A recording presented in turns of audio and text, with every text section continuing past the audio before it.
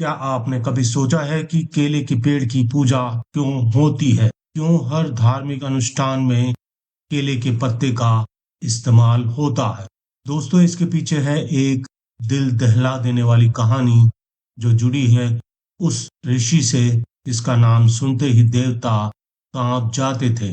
मैं बात कर रहा हूँ महर्षि दुर्वासा की, जिन्होंने अपने ही हाथों अपनी पत्नी को भस्म कर दिया था। आखिर क्यों?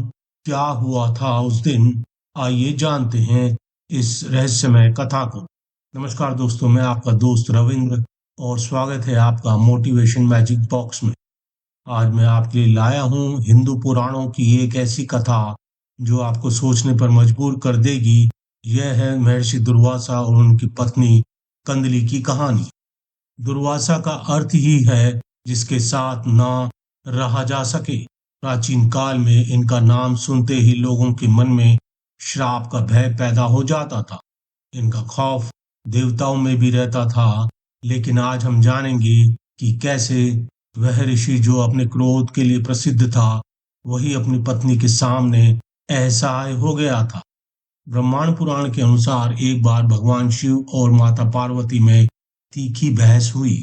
गुस्से में आई माता पार्वती ने शिव जी से कहा, आपका यह क्रोधी स्वभाव आपके साथ ना रहने लायक बनाता है।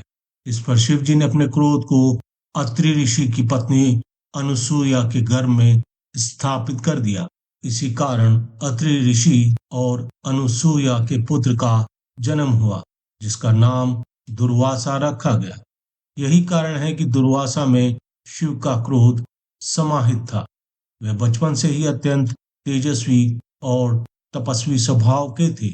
दुर्वासा ऋषि की शिक्षा उनके पिता के सानिध्य में हुई। मात्र 5 साल की आयु में ही वह ध्यान साधना में लीन रहने लगे और जल्द ही वन में विचरण करने लगे। एक दिन अम्बरीश ऋषि अपनी पुत्री के साथ दुर्वासा ऋषि के पास आए। उन्होंने दुर्वासा ऋषि से अपनी बेटी का विवाह करवाने का प्रस्ताव रखा। अम्बरीश ऋषि की पुत्री का नाम था कंदली।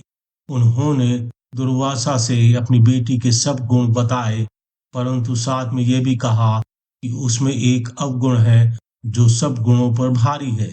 वह कलहकारिणी थी। दुर्वासा के उग्र स्वभाव को जानते हुए अम्बरीश ऋषि ने उनसे अपनी बेटी के सभी अपराध माफ करने का आग्रह किया। इस पर दुर्वासा ऋषि ने कहा, मैं अपनी पत्नी के 100 अपराध क्षमा करूंगा, लेकिन उसके बाद नहीं। विवाह के बाद ब्रह्मचारी दुर्वासा गृहस्थी के चक्रुओं में फंस गए। कंदली अपने कलह स्वभाव के कारण बात बात पर पति से कलह करती रहती थी। कंदली को दिए अपने वचन के कारण ऋषि दुर्वासा को उसका क्रोध सहना पड़ता था। वह व्यक्ति जिसके क्रोध से सृष्टि के सभी जीव कांपते थे, वही अब अपनी पत्नी के क्रोध से कांपता था। यह स्थिति अत्यंत विडंबनापूर्ण थी। दुर्वासा ऋषि ने अपनी पत्नी की 100 से भी ज्यादा गलतियों को क्षमा कर दिया था, लेकिन अपने वचन के कारण वह कुछ नहीं कर सकते थे। एक दिन ऋषि दुर्वासा कहीं से प्रवास कर बहुत देर से आश्रम में पधारे। भोजन करने के बाद वह विश्राम करने लगे। विश्राम से पहले ऋषि दुर्वासा ने कंदली को आदेश दिया, तुम मुझे ब्रह्म मुहूर्त पर अवश्य उठा देना, मुझे एक जरूरी अनुष्ठान करना है। उन्होंने यह भी कहा, मैं स्वयं भी ब्रह्म मुहूर्त में उठने का प्रयास करूंगा, लेकिन थकान के कारण शायद ना उठ पाऊं। परंतु आलस के कारण कंदली ना तो खुद उठी और ना ही ऋषि दुर्वासा को ब्रह्म मुहूर्त में उठाया। जब सूर्योदय के बाद ऋषि दुर्वासा की आंख खुली, तब तक सूरज चढ़ चुका था। अपना महत्वपूर्ण अनुष्ठान न कर पाने के कारण ऋषि दुर्वासा अपनी पत्नी पर बेहद क्रोधित हुए। उस क्षण उनका धैर्य टूट गया और उन्होंने कंदली को भस्म होने का श्राप दे दिया। ऋषि दुर्वासा के श्राप का तुरंत असर हुआ और कंदली तुरंत राख में बदल गई। श्राप देने के तुरंत बाद ऋषि दुर्वासा को अपनी गलती का एहसास हुआ और उन्हें बेहद दुख हुआ। जब उनके ससुर अम्बरीश ऋषि कंदली से मिलने आए और अपनी पुत्री को राख बना देखकर बेहद दुखी हुए। तब दुर्वासा ऋषि ने पश्चाताप करते हुए कंदली की राख को केले के पेड़ में बदल दिया। साथ ही उन्होंने वरदान दिया कि वह हर पूजा और अनुष्ठान का हिस्सा बनेगी। इस प्रकार केले के पेड़ का जन्म हुआ और कंदली फल यानी केले का फूल हर पूजा का प्रसाद बन गया।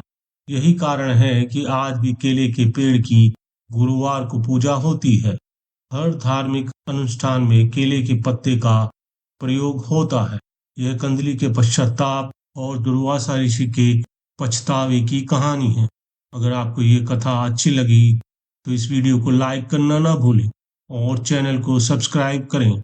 कमेंट में बताएं आपको इस कथा से क्या सीख मिली और आगे और किस प्रकार की वीडियो आप देखना पसंद करेंगे।